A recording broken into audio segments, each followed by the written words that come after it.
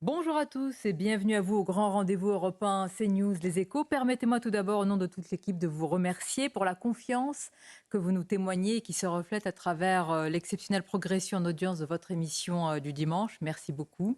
En ce jour, notre invité est un ancien Premier ministre qui n'a pas hésité à entrer dans la mêlée du débat, y compris quand les sujets sont inflammables. Bonjour Manuel Valls. Bonjour. Merci d'être avec nous. C'est votre grand rendez-vous ce dimanche, au moment où de plus en plus de voix se font entendre pour que cesse, je cite, le carnage à Gaza selon l'ONU.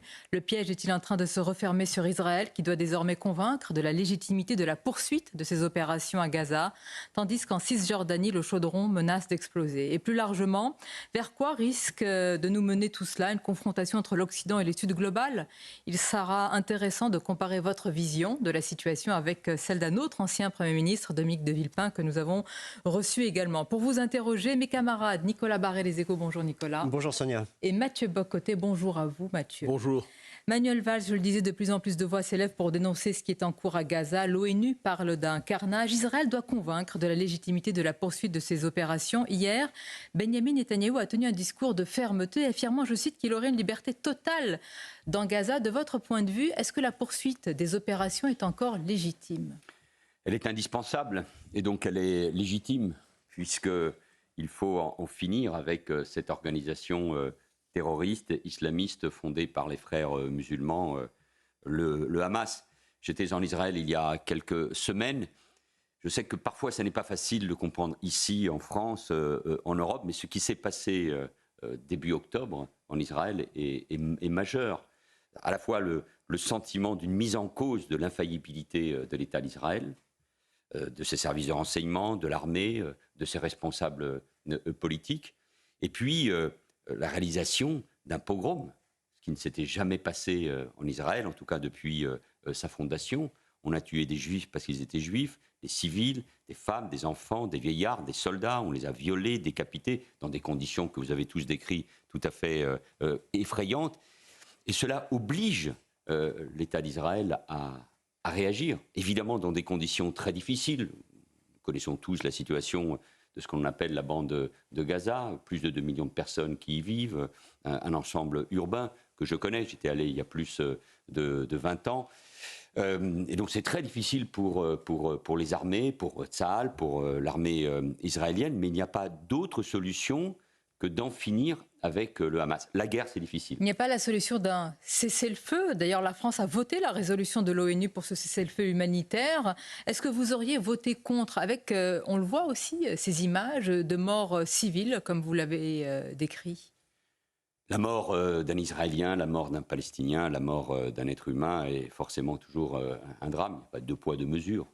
C'est le même être humain qui disparaît. Et donc moi, je comprends toutes les sensibilités face à l'horreur des conséquences de la guerre. Je comprends aussi parfois la confusion entre cessez-le-feu et pause humanitaire.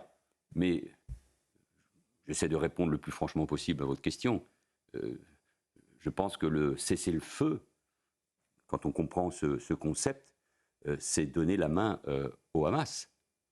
Un cessez-le-feu serait vécu par cette organisation terroriste comme une victoire. Donc c'est prématuré. C'est prématuré, c'est pour cela que les Américains, et d'abord les Israéliens, y sont opposés.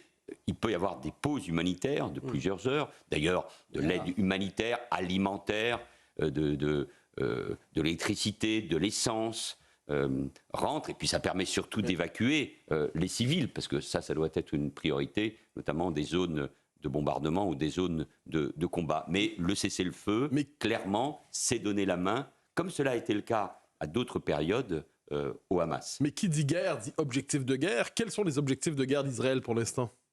Je ne suis pas le porte-parole. Non, mais comment les comprenez-vous? À moins à part l'idée d'une guerre qui ne se terminerait jamais. Alors, je pense que vous avez raison, il faut essayer d'y voir clair, et notamment du côté israélien, sur les objectifs politiques. Mais il y a un objectif de guerre qui me paraît assez logique, assez cohérent, c'est la destruction de tout l'appareil militaire, terroriste du Hamas, de ces structures de commandement, comme des fameux tunnels, le fameux métro de Gaza, où il y a peut-être, je n'en sais rien, des otages, mais en tout cas, il y a évidemment des armes et ces roquettes qui continuent d'être tirées vers Tel Aviv. Hier, l'avion du ministre de la Défense, Sébastien Lecornu, a dû faire un décollage extrêmement risqué, complexe, à cause de ces alertes sur Tel Aviv. Cette question en appelle une autre, c'est-à-dire objectif de guerre, mais imaginons que le Hamas soit éradiqué. C'est terminé, c'est réussi.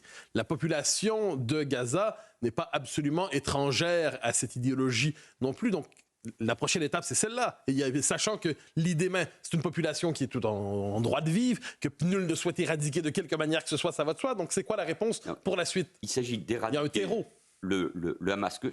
Ce qu'il faut rappeler, c'est la géographie de ce petit État qu'est Israël, qui vit dans un environnement hostile et qui sait qu'il doit vivre et qu'il doit vivre encore longtemps avec des États, des organisations terroristes hostiles au sud, comme au nord avec le Hezbollah. Donc Israël doit faire la démonstration qu'il est capable de protéger sa population, les Israéliens, puisque là, il y a un doute qui s'est ouvert le 7 octobre. C'est un choc profond, à la fois, je le répète, sur cette infaillibilité militaire qui a été mise en cause, et le sentiment que les Juifs qui vivent en Israël ne sont plus protégés en Israël même, alors que l'État d'Israël, le sionisme, ont été fondés pour protéger des pogroms et pour protéger les survivants de la Shoah. Mais le seront-ils davantage si les bombardements continuent ainsi? C'est-à-dire que beaucoup sont en train de dire, on parlera aussi de l'avis de plusieurs pays, que ces bombardements sont en train de nourrir aujourd'hui un ressentiment et une génération, je ne dis pas absolument pas de terrorisme, mais une génération qui va cultiver une forme de haine à l'égard de ce qui est en train de se passer. Que répondre à ça? Est-ce que c'est la solution aujourd'hui? Mais Israël, d'une certaine manière, a été placé devant une forme de piège. Parce que réagir, et ils le font avec méthode, c'est extrêmement difficile, je le répète, de rentrer dans cet environnement urbain. Ils auraient pu tout bombarder dans ce qui aurait été quelque chose d'effrayant. Oui, c'est contraire au droit de la guerre. D'un point de vue militaire, politique, et contraire, évidemment, au droit international et au droit de la guerre, et au droit humanitaire, donc d'une manière générale. Ils le font dans des conditions, je le répète, extrêmement complexes. Et nous voyons bien toutes les conséquences. Permettez-moi de vous dire que ce qu'on appelle la rue arabe, et d'une manière générale l'opinion internationale, a réagi de manière presque, je mets toujours des guillemets, spontanée, après le fameux bombardement d'un hôpital à Gaza. J'étais d'ailleurs sur place à Tel Aviv, ça a été démontré, sans aucun doute, une fake news, comme on dit, une fausse information. Ne pas agir, ne rien faire, c'est donner la main au Hamas, c'est lui donner une victoire dans ce qui a été en plus une action terroriste d'une barbarité sans équivalent. Mais vous-même, vous parlez d'un piège. Dans équivalent. Oui, qui est en train de se refermer sur Israël. Mais la politique, évidemment, la politique est son prolongement qu'est la guerre, dans ce cas, parce qu'on parle de guerre, vous oblige à prendre un certain nombre de solutions. Mais ça, c'est la première étape. L'autre étape, c'est qu'est-ce qui se passe le jour après. Justement, ce dont vient de parler d'ailleurs Joe Biden. Dans une tribune qui a été publiée. Il évoque justement l'après, en parlant de réunification entre Cisjordanie et Gaza. Je sais bien, les uns et les autres... Ça vous semble crédible? Je sais bien, on voudrait que tout ça se termine vite, que la guerre ait lieu en quelques jours. Il faut régler le problème de l'Ukraine en quelques semaines, et il faut régler cette question de Gaza en quelques jours. Ça sera long et difficile, et extrêmement pénible. Donc, moi, je pense que les responsables politiques occidentaux, européens et donc français doivent intégrer ce temps long. Mais, première question, c'est celle qui est posée. Qui ne l'intègre pas? Vous avez besoin de le dire. Est-ce que le président français, Emmanuel Macron, s'inquiète de la... Non, mais je n'essaye pas de vous mettre en opposition, mais est-ce que certains se... Non, mais j'y reviendrai, mais je pense que d'une manière générale, nous, Européens et nous, Occidentaux, nous n'avons pas le même rapport, et c'est normal, et fort heureusement, d'une certaine manière, à la guerre, comme l'ont les Israéliens, qui vivent cette situation depuis 70 ans. Et la première question, c'est qui peut gouverner Gaza à terme? Ça, c'est la première question. Et donc, puisque vous me posez cette question, une réoccupation israélienne de Gaza est une impasse. Et nous savons aussi que l'autorité palestinienne, aujourd'hui, n'a ni la volonté, ni sans doute la force, la capacité, minée par la corruption, décrédibilisée, et avec une opinion d'ailleurs palestinienne, pas seulement à Gaza, mais en Cisjordanie, qui lui est hostile ou qui même soutient le Hamas. Mais nous savons que là, il faudra trouver une solution qui passe par un rétablissement de l'autorité palestinienne à terme, c'est ce que propose Joe Biden en Cisjordanie et à Gaza, à condition qu'elle change profondément, et avec un parapluie, un soutien des pays arabes, Jordanie, Égypte. On a l'impression que c'est un vœu pieux, eu égard déjà à ce qui se passe en Cisjordanie en ce moment. Comment vous décrivez ce qui est en train de se passer? Mais vous ne pouvez pas me poser la question du jour d'après et considérer que c'est un vœu pieux à partir du moment où le président américain et d'autres dirigeants du monde cherchent à terme des solutions. Mais c'est vrai que nous franchissons vite les étapes, mais en tout cas, l'idée pour remplacer le Hamas, ça ne peut pas être Israël, que cela passe à un moment par une autorité palestinienne régénérée et avec le soutien des pays voisins et aussi des Émirats et aussi l'Arabie saoudite. C'était le sens, le but de ce qu'on a appelé les accords d'Abraham. Ça me semble une évidence. Et deuxièmement, comment on reconstruit un dialogue politique avec les Palestiniens, question encore plus lourde. Moi, je pense que ça passe, je le répète, par un changement profond de l'autorité palestinienne. Et ça passera sans aucun doute, mais ce n'est pas nous qui décidons, par des changements en Israël. C'est un peuple démocratique qui choisit ses dirigeants, y compris pour l'avenir de la Cisjordanie. Ni Abbas oui, donc il y aura forcément des changements, parce que ce qui se passe en Cisjordanie, le rôle pris par des ministres extrémistes au sein du gouvernement de Netanyahou, l'importance qui a été donnée à la protection de ces colons ou des implantations en Cisjordanie a sans doute eu des conséquences sur la défense de la frontière entre Israël et le Hamas. Donc là, il y aura aussi des changements politiques en Israël et qui, je l'espère, mais avec le temps, grosso modo, nous sommes tous pour que, vous savez, ce fameux langage, les éléments de langage qui sont les mêmes de la diplomatie française et que j'ai utilisés comme d'autres. Nous sommes pour la protection de l'État d'Israël, pour son droit à vivre dans la sécurité. Nous sommes pour une solution à 2 États et un État viable pour les Palestiniens. Donc nous sommes pour une solution à 2 États. Je suis favorable à cette solution. Mais nous savons qu'avec ce qui se passe à Gaza et ce qui se passe en Cisjordanie aussi, ça va être long. Mais attention, la victime collatérale politique, diplomatique de l'attaque du Hamas, et c'était voulu ainsi, car il faut rappeler en permanence que le Hamas a toujours été contre la paix, tout processus de paix, c'est l'autorité palestinienne, qui a aussi des moyens de sécurité en Cisjordanie. Donc il faut aider l'autorité palestinienne à retrouver, dans la mesure du possible, avec le temps nécessaire, son autorité morale et politique. Manuel Valls, qui a créé le Hamas? Et puis, on parlera de différentes positions. Dominique de Villepin, êtes-vous complètement opposé? Vous avez vivement réagi à ces propos. Une courte pause et on se retrouve. Votre émission se poursuit en direct, bien sûr, avec notre invité Manuel Valls. Je vais vous parler d'un autre ancien Premier ministre, qui est Lionel Jospin, qui a affirmé que le 7 octobre, je cite, il s'est passé 2 choses. Un pogrom, et puis ce même 7 octobre, dit-il, il est apparu l'impéritie du gouvernement Netanyahou et de sa coalition avec l'extrême droite religieuse, qui avec son ennemi partenaire, dit-il, le Hamas, a négligé ce front sur Gaza, car obsédé par la colonisation, et a fait en sorte, quelque part, que ce massacre puisse se produire. Il a raison. Et mes propos d'il y a un instant, avant la pause publicitaire, rejoignait cette analyse, bien évidemment. Mais la société israélienne, qui était extrêmement divisée avant le 7 octobre, les survivants de ces kibboutz ou du désert du Negev, cette rêve partie qui a été attaquée, ce Bataclan à ciel ouvert qui a été attaqué par le Hamas, avec d'ailleurs, vous le savez, Sonia Mabrouk, un massacre systématique des femmes, violées dans des conditions affreuses, tuées. Il y avait cette volonté aussi de la part du Hamas. Mais cette population qui manifestait d'ailleurs tous les samedis, ces kibboutz sont composés de gens survivant souvent de la Shoah, d'enfants, de petits-enfants de ces survivants, qui étaient très opposés au gouvernement de Netanyahou.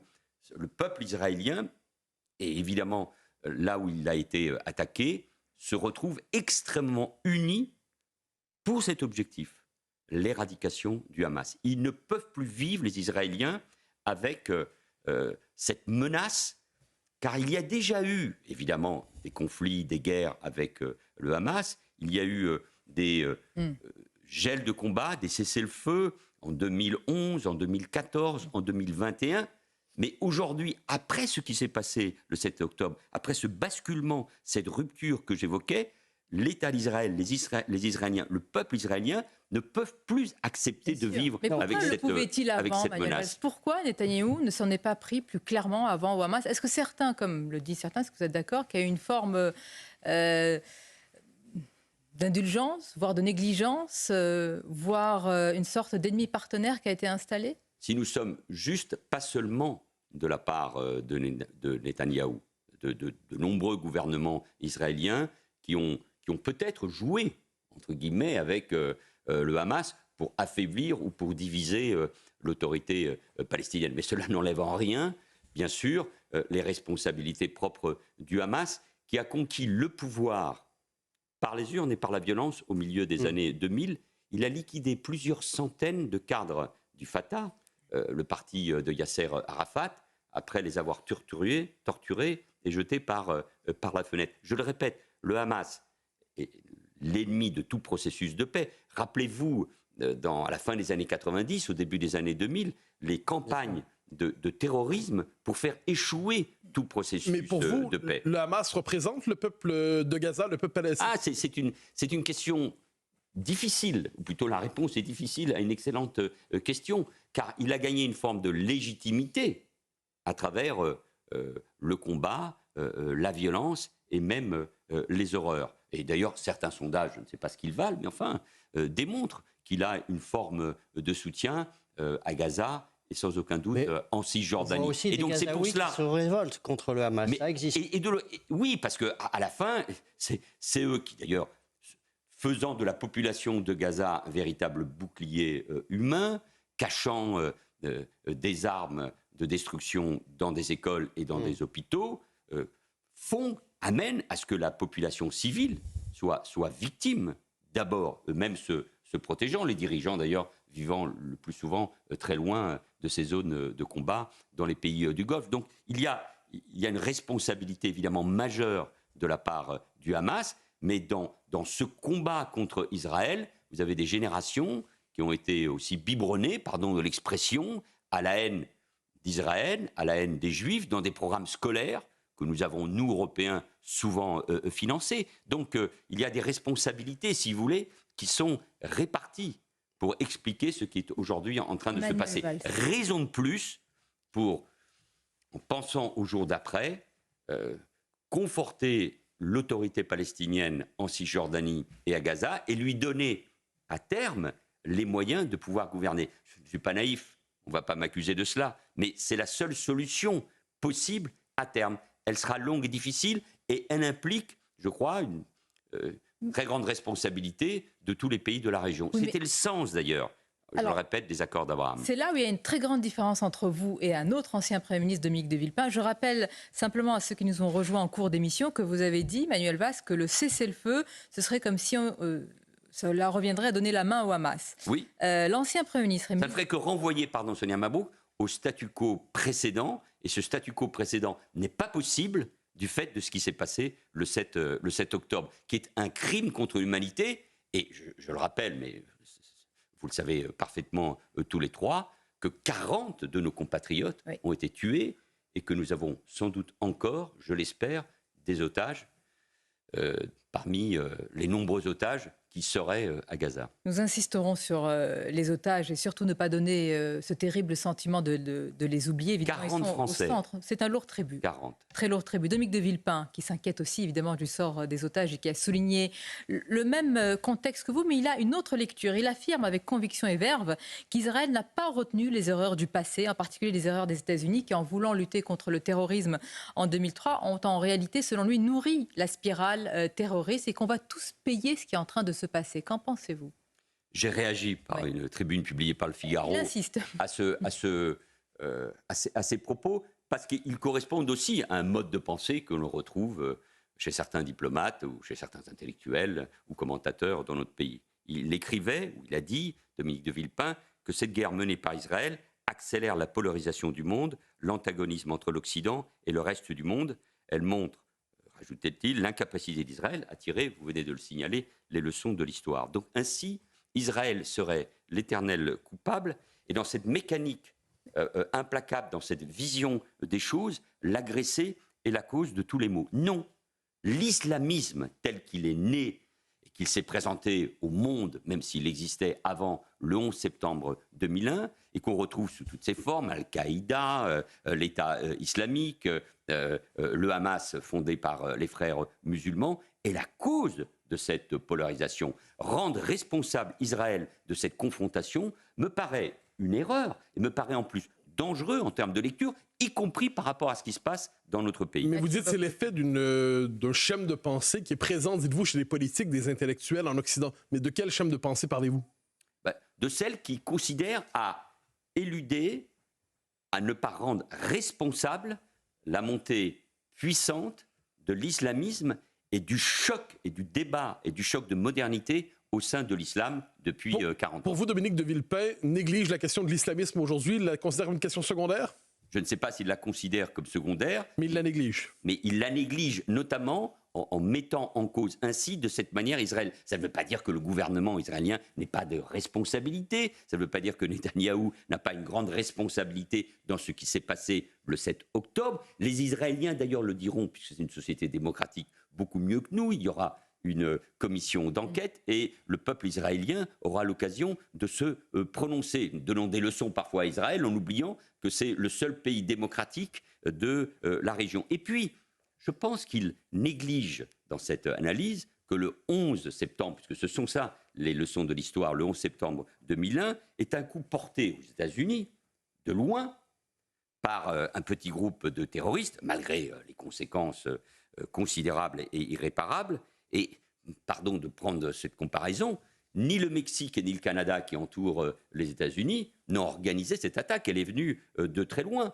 Alors que là, il s'agit d'une attaque, pour ce qui concerne Israël, qui est venue de la frontière immédiate. Et qui met en cause l'existence même d'Israël. À quelques kilomètres. Et qui met en effet en cause, il faut le comprendre comme cela, l'existence même de l'État d'Israël. C'est comme si, en comparant ce qui s'est passé le 11 septembre, je n'aime pas beaucoup ces comparaisons, mais au moins elles permettent de comprendre ce qui s'est passé, on avait tué 10 000 personnes aux États-Unis. 10 000 personnes. Bien. Donc, c'est considérable. Donc, il ne peut pas y avoir de réaction de la part d'Israël et de notre part. En Irak et a entraîné aussi des milliers de morts. Oui, mais après, oui, bien sûr. Et d'ailleurs, j'avais évidemment soutenu la position de Jacques Chirac, mais en 2003. Mais en 2001, la France, nous étions en cohabitation. Jacques Chirac était le président. Lionel Jospin, que je vous avais cité, j'étais son conseiller chargé de la communication et de la presse, donc j'ai des souvenirs. La France avait soutenu les États-Unis dans la volonté d'une coalition internationale d'en finir avec Ben Laden. Évidemment qu'il y a eu des erreurs des Occidentaux, mais moi je ne veux pas oublier que la responsabilité première, elle vient de cet islamisme qui fait la guerre à l'Occident, aux Juifs, aux chrétiens, à la démocratie, à notre culture, aux femmes, aux homosexuels. Et ça, c'est le Hamas, il ne faut pas l'oublier. Permettez-moi aussi qu'il fait parfois aussi la guerre souvent aux musulmans, puisqu'il y a eu beaucoup d'attentats dans des pays arabes. Vous avez parfaitement raison, et j'allais le dire. C'est-à-dire, c'est très important. C'est-à-dire que les musulmans, notamment au Proche et Moyen-Orient, sont les victimes de cette violence. Les homosexuels qui vivent à Gaza sont poursuivis, torturés, tués. Ils se réfugient où? Ils se réfugient à Tel Aviv. Les femmes sont écartées de l'espace public. Il n'y a aucune démocratie, il y a une très grande violence. Je rappelle que quand l'État islamique a frappé la France, nous avons eu des dizaines de compatriotes musulmans tués au Bataclan ou sur la promenade des Anglais à Nice. Donc, ce que je veux dire aux musulmans qui nous écoutent en général, dans le monde, et évidemment pour ce qui concerne nos compatriotes musulmans, c'est qu'ils sont eux aussi les victimes et l'objectif de cette idéologie. Alors on va y venir, c'est très important, ce qui se passe dans notre pays, les fractures. Éric Zemmour a déclaré que le président présidait deux peuples. Qu'en pensez-vous? C'est une déclaration qui a suscité beaucoup de réactions. À tout de suite. Le grand rendez-vous en direct, notre invité, l'ancien Premier ministre Manuel Valls, avec évidemment Mathieu Bocoté et avec Nicolas Barré. Nous avons appris, Monsieur Valls, il y a quelques jours, selon les informations de l'Express, que Yacine Bellatar a été reçu par des conseillers de l'Élysée et qu'il a exhorté le président, à travers ses conseillers, à ne pas se rendre à la marche contre l'antisémitisme. Yacine Bellatar a été condamné pour menace de mort. Certains estiment qu'il a une proximité avec des milieux islamistes, je dis bien certains. Est-ce que pour vous, c'est le bon thermomètre des banlieues? Quand j'ai lu cette nouvelle, j'ai été à la fois effrayé et très inquiet. Que l'on puisse recevoir à je ne sais quel niveau de l'Élysée, et à la demande de je ne sais qui, ce personnage qui n'a cessé de nous insulter depuis des années, pour beaucoup, qui a été condamné, et qui serait à ce moment-là le représentant des banlieues. Il y a des représentants des quartiers populaires et des banlieues. Ce sont des maires, ce sont des élus, il y a parfois des associations. Mais cela veut dire qu'on ne comprend pas, quand on fait un tel geste et qu'on le fait connaître, ce qui se passe dans notre pays depuis des années. En tout cas, les conseillers de l'Élysée qui l'ont reçu. Moi, j'essaie, surtout après ce questionnement rigoureux et exigeant qui a été le vôtre, sur une situation globale, mondiale, qui nous touche très directement, de garder une certaine hauteur de vue et de ne pas rentrer dans le débat politicien. Mais si vous m'invitez, et si je m'exprime beaucoup ces dernières semaines, c'est parce que sur l'analyse du point de vue de la gauche, comme républicain de gauche depuis toujours, je m'exprime sur les risques de l'islamisme, de la montée de l'antisémitisme depuis plus de 20 ans, du fait qu'on a négligé dans notre pays, souvent à gauche, de désigner quel était l'adversaire, l'ennemi intérieur et extérieur, l'islamisme en l'occurrence, qui nous menait une guerre. On va en parler. Emmanuel Valls, est-ce qu'on conserve cette hauteur de vue quand on invite Yacine Bellatar à l'Élysée pour conseiller, semble-t-il, je préfère garder tout cela au conditionnel malgré tout. Bien sûr, vous avez raison. Le président de la République à ne pas participer à une marche contre l'antisémitisme. Est-ce qu'il y a encore de la hauteur de vue? Je ne sais pas, je ne peux pas répondre à cette... Votre non-réponse est une réponse. Oui, mais je ne peux pas répondre à cette question.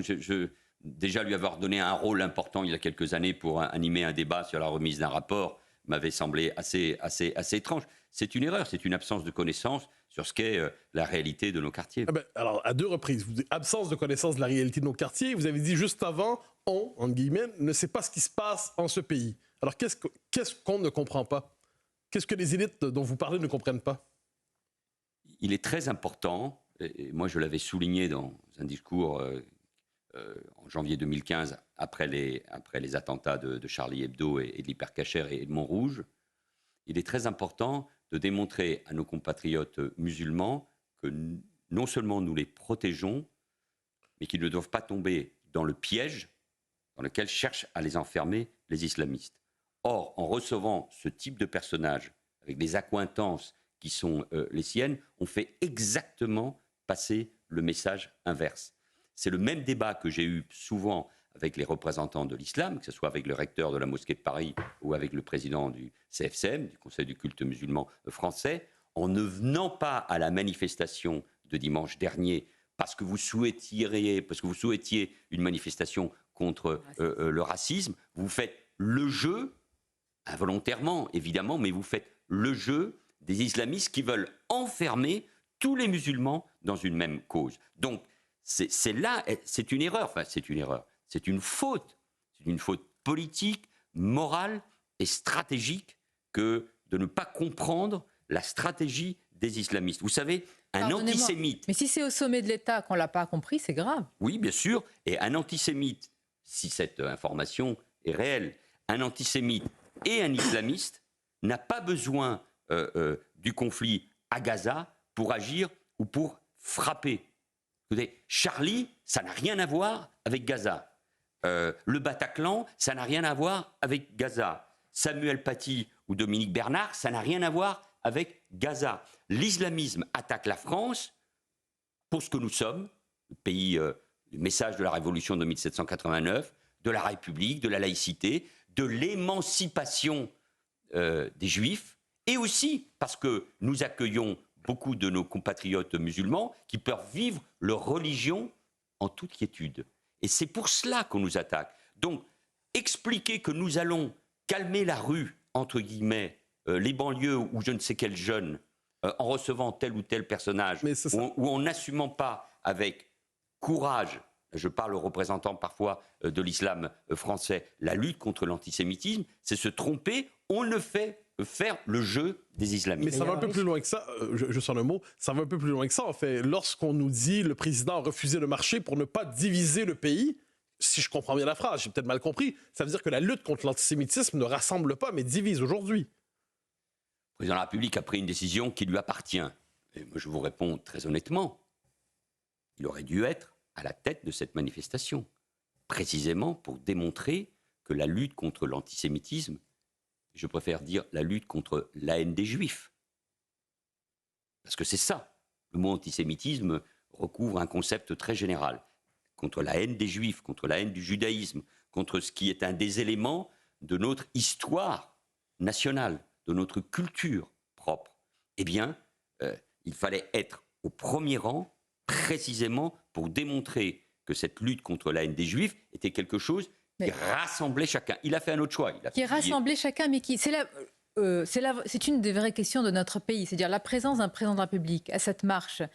Est-ce que ça aurait renvoyé un message d'unité ou est-ce que dans la France qui est la nôtre aujourd'hui, au contraire, c'est divisé et risqué d'embraser une partie de notre territoire? Non, la présence de 2 anciens chefs de l'État, Nicolas Sarkozy et François Hollande, de plusieurs anciens premiers ministres dont j'étais, dans une manifestation appelée, je veux saluer leur initiative, par le président du Sénat et par la présidente de l'Assemblée nationale. Ils l'ont fait avec force et courage et dans un acte assez inédit. Bravo, parce qu'il faut aussi le souligner. Le monde qu'il avait par rapport aux prévisions, eh bien oui, ça démontrait précisément à travers la Marseillaise que nous avons chantée tous à plusieurs reprises au cours de ce parcours, que la lutte contre l'antisémitisme, contre la haine des Juifs, est quelque chose de profondément, le mot est tellement utilisé, civilisationnel. Manuel Valls, c'est nous qui sommes... Vous parlez de civilisation, mais dans cette marche, donc... il y avait une France plutôt âgée, plutôt bourgeoise, c'est la réalité. Donc, est-ce qu'il n'y a pas une distorsion entre les principes que vous énoncez ici et la réalité du terrain? Oui, mais il y avait près de 200 000 personnes dans le pays manifestant. Nous avions eu aussi ces remarques au moment des grandes marches du 11 janvier 2015, après les attentats contre Charlie et l'hypercacher. Vont manifester ceux qui vont manifester. J'aurais souhaité qu'il y ait encore plus de monde, mais il y a eu du monde, il y a eu une forme de sursaut. Mais l'histoire de l'antisémitisme et de la haine des Juifs dans notre pays est longue et profonde. Nous avons, nous, une sacrée responsabilité. C'est le combat de ma vie. Est-ce que c'est un combat majoritaire? C'est le combat de votre vie? Oui. Vous pensez que ce n'est pas un combat majoritaire? Oui, c'est le combat de ma vie. C'est la première fois que vous le dites ainsi. Et de mon engagement politique, parce que, connaissant l'histoire de mon pays, j'évoquais l'émancipation des Juifs au moment de la Révolution française, parce que l'affaire Dreyfus a été un moment de basculement qui a consolidé la République, mais parce qu'il y a eu aussi des hommes remarquables comme Clémenceau et Zola, alors qu'une partie de la gauche n'était pas au rendez-vous contre la droite antisémite, parce qu'il y a eu évidemment la collaboration et les décrets anti-juifs de Pétain. Il y a toute une histoire. Donc si on ne comprend pas que la lutte contre l'antisémitisme et la haine des Juifs, qui est la même haine à l'égard d'Israël, c'est pour ça que je considère que l'antisionisme est une forme d'antisémitisme, ou est tout simplement l'antisémitisme accompli et bourgeois, notamment pour ceux qui ne veulent pas rentrer dans ce type de débat. Si on ne comprend pas que la lutte contre l'antisémitisme et la haine des Juifs est un élément fondamental de ce que nous sommes, nous Français, alors on ne comprend pas ce qu'est la violence et le projet politique de l'islamisme. Manuel Valls, vous pensez que ce n'est pas un combat majoritaire? Parce que tous les partis étaient représentés en dehors de LFI à cette manifestation. Je ne sais pas, j'ai parfois des doutes. C'est pour ça que j'avais appelé mes compatriotes à une forme de réveil. D'une certaine manière, j'ai été rassuré. Je suis rassuré parfois par certaines enquêtes d'opinion et par le monde qu'il y avait dans la manifestation. Mais je sens bien qu'avec ce qui se passe au Proche-Orient, vous savez, c'est quand même la première fois depuis très longtemps qu'il y a une force de gauche qui a fait 22% à l'élection présidentielle, avec son candidat Jean-Luc Mélenchon, qui compte 80 députés à l'Assemblée nationale. C'est la première fois qu'une force de gauche, de manière aussi massive, tient un discours antisémite. Antisémite? Oui. Jean-Luc Mélenchon? La haine, oui. Il est antisémite? Oui. Mais moi, c'est... Il y a une différence entre il nourrit Ah oui. Il est antisémite. Par calcul, par conviction? Mais moi, ce qui m'intéresse, c'est pas ce qui se passe dans le cerveau. Ce sont les faits. Ce sont les mots. Son tweet à l'occasion du déplacement de Yael Braun-Pivet, la présidente de l'Assemblée nationale en Israël, est un tweet antisémite. Son discours contre Israël ou la participation à des manifestations où, bon sang, on a hurlé « mort aux Juifs ». On a hurlé « mort aux Juifs » dans une manifestation à Paris plusieurs fois, ce qui n'était jamais arrivé depuis la Libération, en 2014 ou en 2019. Et donc, quand on nourrit un tel discours vis-à-vis d'Israël, c'est-à-dire on refuse de qualifier le Hamas comme organisation terroriste, où on explique que c'est même une organisation de résistance. Le mot résistance veut dire quelque chose dans notre pays, donc on est là dans quelque chose de gravissime. C'est pour ça que, je l'ai déjà dit, il faut un cordon sanitaire vis-à-vis de cette organisation. Vous l'avez déjà dit, mais vous prenez date aujourd'hui en disant qu'il est antisémite. Oui. Ouais. Oui, parce que l'antisionisme, c'est de l'antisémitisme. Bien. Et voilà. Ça fait 20 ans que je l'affirme, et c'est un calcul politique au nom de cet islamo-gauchisme, c'est-à-dire de l'alliance entre le gauchisme et les islamistes. C'est un calcul politique, c'est l'idée de constituer un nouveau front populaire entre une partie de la gauche et les islamistes, et donc c'est très grave. Donc, je sais bien que tout ça passe, et puis l'actualité chasse l'actualité, et tout ça, au fond, à la fin, n'est pas très grave. Non, c'est pour cela que la lutte contre la haine des Juifs est un combat fondamental. Toutes les formes de racisme sont insupportables. Et nous devons protection à tout le monde. Et la République doit protéger chacun de nos compatriotes, parce que nous formons un seul peuple. Nous sommes un seul peuple, autour de ce qui devrait être les valeurs qui rassemblent les valeurs de notre pays, de sa longue histoire, de sa culture, de sa langue, et évidemment des valeurs républicaines.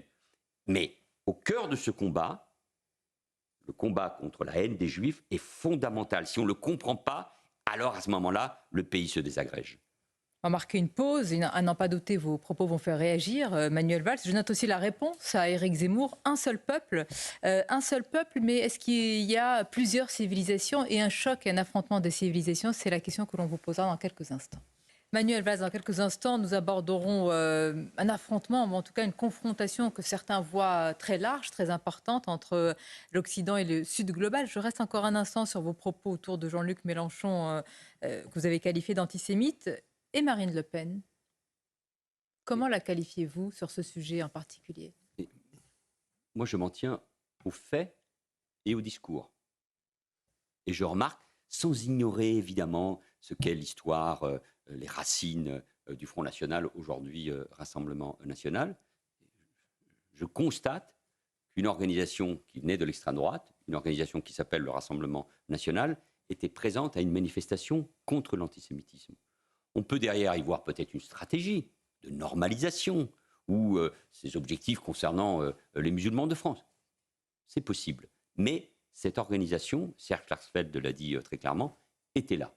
Est-ce que ça me plaît? C'est ainsi. Les Français sont venus manifester. La présidente de l'Assemblée nationale et le président du Sénat ont appelé tous les partis, tous les élus et tous les Français à venir manifester. Voilà. Donc, et au fond, les polémiques sur à la fois la présence du Rassemblement national, l'absence de la France insoumise. Alors, il faut le rappeler que le Parti communiste, les socialistes et les écologistes étaient présents lors de cette manifestation. Au fond, arrive à une forme, de double peine à mettre le Rassemblement national et Marine Le Pen au centre du jeu, et par les atermoiements de certains, à faire le jeu des islamistes. Enfin, on est quand même dingue. Et du coup, on est quand même dingue de procéder ainsi et d'arriver à ce résultat désastreux d'un point de vue politique. Heureusement, les Français ont été à la hauteur du rendez-vous et se sont... Rappelons que c'est la première ministre Elisabeth Borne qui a mis Olivier Véran dos à dos, RN et LFI. On aura l'occasion d'en parler un autre jour. Je considère que le combat politique vis-à-vis de Marine Le Pen et de ses amis doit porter sur ses positions économiques, sur un programme économique et social qui ressemble à celui de Mélenchon, ou sur ses liens avec la Russie, ou sur sa vision de l'Europe. Mais il y a des moments où il faut constater un certain nombre d'évolutions. Et l'évolution que je constate, j'en suis désolé, mais c'est ainsi, c'est que Marine Le Pen vient à une manifestation contre l'antisémitisme, alors qu'une partie de la gauche, celle de Mélenchon, n'y vient pas pour les raisons que j'expliquais il y a un instant. Et du coup, Manuel Valls, vous qualifieriez toujours le RN d'être un parti d'extrême droite? C'est un débat pour votre voisin qui écrit beaucoup sur le sujet. D'un point de vue historique, on sait que l'extrême droite est contre le système démocratique et veut prendre le pouvoir par la violence. Ça n'est pas le cas. C'est une droite populiste, c'est une droite nationale populiste, comme il en existe ailleurs en Europe, avec un bloc qui, dans notre pays, si on y rajoute Éric Zemmour, Marion Maréchal et Nicolas Dupont-Aignan, c'est un bloc de droite, souverainiste, populiste, avec, pour ce qui concerne le Rassemblement national, un programme que je crois dangereux pour notre économie et qui fait aujourd'hui près de 40% des électeurs. Donc on le combat, peut-être, moi j'aime l'histoire, en rappelant les racines de cette organisation, mais on le combat sur les sujets d'aujourd'hui. Ou alors, on s'interroge aussi sur les alliances de Mme Le Pen au niveau européen, avec qui elle siège dans un groupe au Parlement européen, avec par exemple l'AfD allemande, dont on connaît les liens avec les néo-nazis.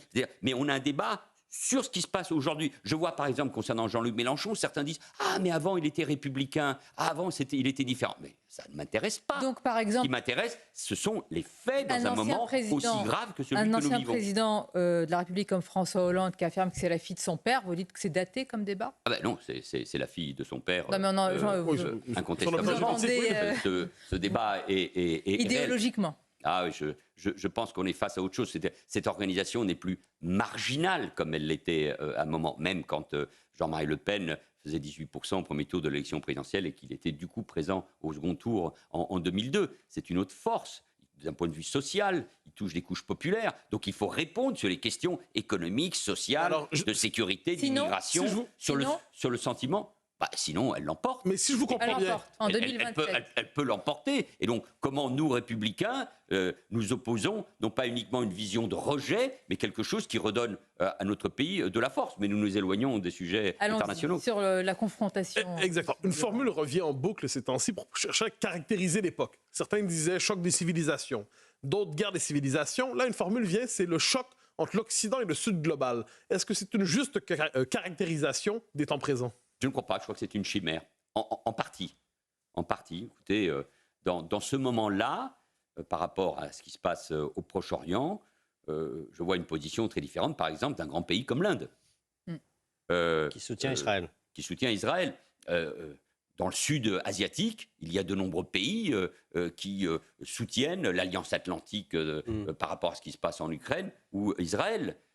Les Émirats, l'Arabie Saoudite sont engagés ou ont conclu, pour ce qui concerne les Émirats, des accords avec Israël. Nous avons même un accord, nous, stratégique avec ce pays. Il y a des pays africains, sud-américains, de l'Océanie, pas tous, bien évidemment, qui ne sont pas sur ces positions-là, qui sont plutôt défendues par la Russie ou l'Inde. Donc je pense qu'en partie, je prends le débat, et je ne veux pas être caricatural, bien évidemment, mais le Sud global est en partie une chimère. Ce qui nous amène cependant, parce que je crois que c'est la vraie question, au fond, à nous interroger sur nos intérêts stratégiques, à nous, occidentaux, européens et français.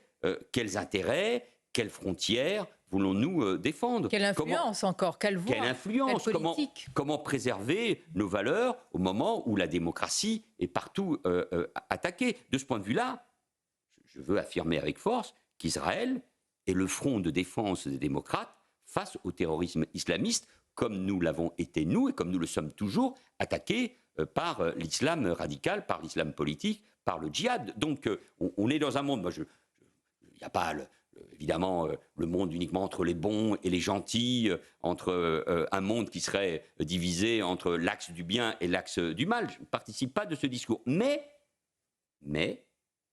tous les événements, tous les grands moments de ces dernières années montrent qu'il y a une attaque contre ce que nous sommes, nous, la démocratie. Au fond, on retrouve, on le voit avec la Russie et l'Iran, à chaque fois les mêmes, du même côté, qui s'attaquent à ce que nous sommes. Donc, de ce point de vue-là, il faut réagir. Et si on veut préserver nos valeurs, je pense qu'il faut sortir parfois d'une certaine vision du monde issue de Yalta. Et on a appelé Benjamin Haddad, qui est un jeune député qui était avec moi en Israël il y a quelques semaines, a parlé dans un très bel entretien dans le Figaro de la nécessité d'un élan churchillien. Je crois, oui, qu'on est dans un moment où il faut une forme de réaction, de défense de nos valeurs, de la démocratie, de ce que nous sommes. Donc j'appelle à cet élan churchillien pour nous et pour l'Europe. A-t-on Churchill? On l'a. Bien. On l'a d'une certaine manière aujourd'hui en Ukraine avec Volodymyr Zelensky. Et ce qui se passe en Ukraine qui ne peut pas être négligé, ça va durer, c'est long. C'est aussi là-bas où nous jouons notre avenir comme en Israël. Zelensky, Churchill? Il a eu un acte churchillien en restant. Mais nous devons nous inspirer, c'était le sens de mon livre sur le courage, de ces grands personnages, de Gaulle, Churchill, pour réagir. On est dans un nouveau monde, il faut sortir des analyses du passé et comprendre quels sont les grands enjeux du moment. Je vous remercie Manuel Valls, merci d'avoir été notre invité pour cette émission qui fut dense. Je remercie également mes camarades Nicolas et Mathieu, je vous dis à très bientôt. Bon dimanche sur nos 2 antennes et merci encore pour votre fidélité.